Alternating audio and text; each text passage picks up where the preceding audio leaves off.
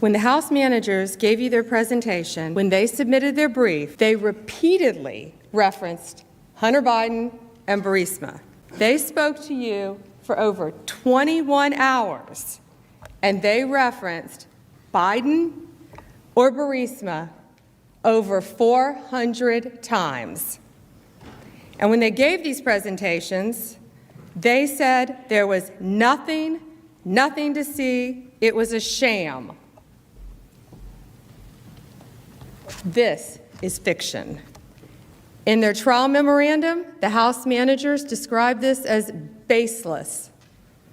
Now, why did they say that? Why did they invoke Biden or Burisma over 400 times? The reason they needed to do that is because they are here saying that the president must be impeached and removed from office for raising a concern. And that's why we have to talk about this today. They say sham, they say baseless, because they say this because if it's okay for someone to say, hey, you know what? Maybe there's something here worth raising, then their case crumbles. Because they have to prove beyond a reasonable doubt that there is no basis to raise this concern. But that's not what public records show. Here are just a few of the public sources that flagged questions surrounding this very same issue. The United Kingdom Serious Fraud Office, Deputy Assistant Secretary of State George Kent, Hunter Biden's former business associate, an ABC White House reporter, Good Morning America, ABC, The Washington Post, The New York Times, Ukrainian law enforcement, and the Obama State Department itself. They all raised this issue. We would prefer not to be talking about this. We would prefer not to be discussing this. But the House managers have placed this squarely at issue, so we must address it. Let's look at the facts. In early 2014, Joe Biden, our Vice President of the United States, led the United States foreign policy in Ukraine with the goal of rooting out corruption. According to an annual study published by Transparency International, during this time, Ukraine was one of the most corrupt countries in the entire world. In Ukraine, there's a natural gas company called Burisma. Burisma has been owned by an oligarch named Mykola Zlochevsky. Here's what happened very shortly after Vice President Biden was made U.S. point man for Ukraine. His son, Hunter Biden, ends up on the board of Burisma, working for and paid by the oligarch Zlochevsky.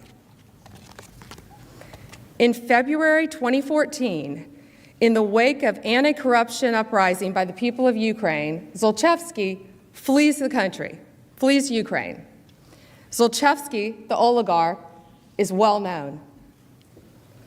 George Kent, the very first witness that the Democrats called during their public hearings, testified Zlochevsky stood out for his self-dealings even among other oligarchs.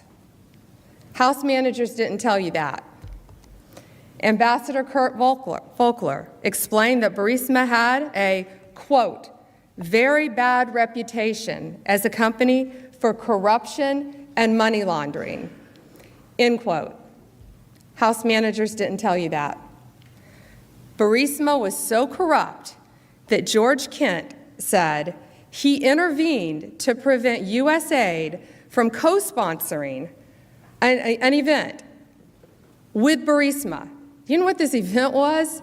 It was a child's contest, and the prize was a camera. They were so bad, Burisma, that our country wouldn't even co-sponsor a children's event with Burisma.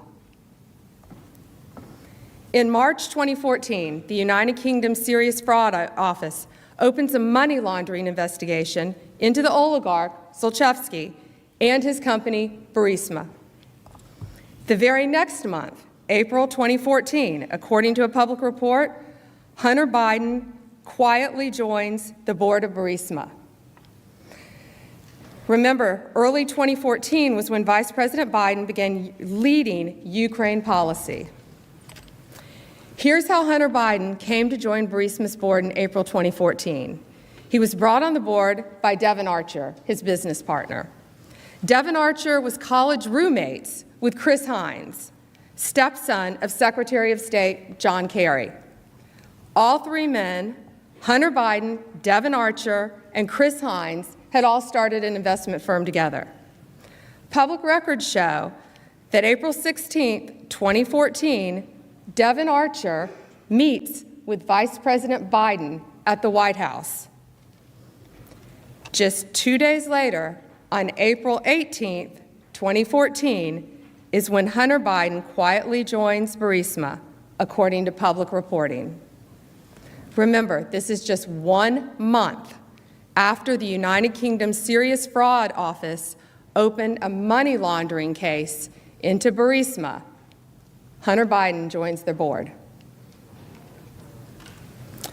And not only 10 days after Hunter Biden joins the board, British authorities seize $23 million in British bank accounts connected to the oligarch Zlochevsky, the owner of Burisma.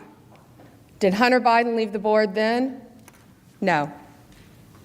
The British authorities also announced that it had started a criminal investigation into potential money laundering. Did Hunter Biden leave the board? No. What happened was then, only then, did the company choose to announce that Hunter Biden had joined the board after the assets of Burisma and his oligarch owner, Zlochevsky, were frozen and a criminal investigation had begun. Hunter Biden's decision to join Burisma raised flags almost immediately. One article from May 2014 stated, "The appointment of Joe Biden's son to the board of Ukrainian gas firm Burisma has raised eyebrows the world over." Even an outlet with bias for Democrats pointed out Hunter Biden's activities created a conflict of interest for Joe Biden. The article stated, "The move raises questions about a potential conflict of interest for Joe Biden." Now, even Chris Hines, Hunter Biden's own business partner, had grave concerns. He thought that working with Burisma was unacceptable. This is Chris Hines. He was worried about the corruption, the geopolitical risk, and how bad it would look. So he wisely distances himself from Hunter Biden and Devon Archer's appointments to Burisma. He didn't simply call his stepfather, Secretary of State, and say, "I have a problem with this." He didn't tell his friends, "Hey guys, I'm not getting on the board. I want nothing to do with this." He went so far as to send an email to senior State Department officials about this issue. This is Chris Hines. He wrote, "Apparently, Devon and Hunter have joined the board of Burisma, and a press release went out today. I can't speak to why they decided to, but there is no investment by our firm in their company." What did Hunter Biden do? He stayed on the board. What did Chris Hines do? He subsequently stopped doing business with his college roommate, Devon Archer, and his friend, Hunter Biden.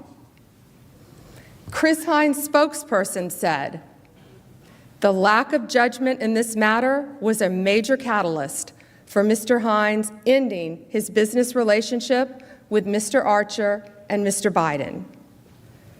Now, the media also noticed. The same day, an ABC News reporter asked Obama White House Press Secretary Jay Carney about it. Here's what happened. Hunter Biden has now taken a position with the largest oil and gas holding company in Ukraine. Is there any concern about at least the appearance of a conflict there? See the vice president. I would refer you to the vice president's office. I saw those reports. Hunter Biden and other members of the Biden family are obviously private citizens, and where they work is not does not reflect an endorsement by the administration or by the vice president or president. But I would refer you to the vice president's office. The next day, the Washington Post ran a story about it. It said, the appointment of the vice president's son to a Ukrainian oil board looks nepotistic at best, nefarious at worst. Again, the appointment of the vice president's son to a Ukrainian oil board looks nepotistic at best, nefarious at worst. And the media didn't stop asking questions here. It kept going. Here's ABC. You have to fight the cancer of corruption. But then something strange happened. Just 3 weeks later, a Ukrainian natural gas company, Burisma, accused of corruption, appoints Hunter Biden, seen here in their promotional videos, to their board of directors, paying his firm more than $1 million a year. Here's more from ABC. Continued on. And Ukraine wasn't the only country where Hunter Biden's business and his father's diplomacy as vice president intersected. It also happened in China. This video shows Chinese diplomats greeting Vice President Biden as he arrived in Beijing in December of 2013. Right by his side, his son Hunter. Less than 2 weeks later, Hunter's firm had new business, creating an investment fund in China involving the government-controlled Bank of China. With reports, they hope to raise $1.5 billion. In fact, every witness who was asked about Hunter Biden's involvement with Burisma agreed there was a potential appearance of a conflict of interest. Multiple House Democrat witnesses, including those from the Department of State, the National Security Council, and others, unanimously testified there was a potential appearance of a conflict of interest. These were their witnesses. How much money did Hunter Biden get for being on the board? Well, you start looking at this bank records, according to reports, between April 2014 and October 2015, Burisma paid more than $3.1 million to Devon Archer and Hunter Biden. That's over the course of a year and a half. How do we know this? Some of Devon Archer's bank records were disclosed during an unrelated federal criminal case having nothing to do with Hunter Biden. These bank records show 17 months that Burisma wired two payments of $83,333, not just for 1 month, for 2 months, for 3 months, but for 17 months. According to Reuters, sources report that of the two payments of $83,333 each, one was for Hunter Biden and one Devon Archer. Now, Hunter Biden was paid significantly more than board members for major U.S. Fortune 100 companies, such as Goldman Sachs, Comcast, Citigroup. The typical board member of these Fortune 100 companies, we know they're titans of their industry, they're highly qualified, and as such, they're well compensated. Even so, Hunter Biden was paid significantly more. This is how well he was compensated. So Hunter Biden is paid over $83,000 a month, while the average American family of four during that time, each year, made less than $54,000. And that's according to U.S. Census Bureau during that time.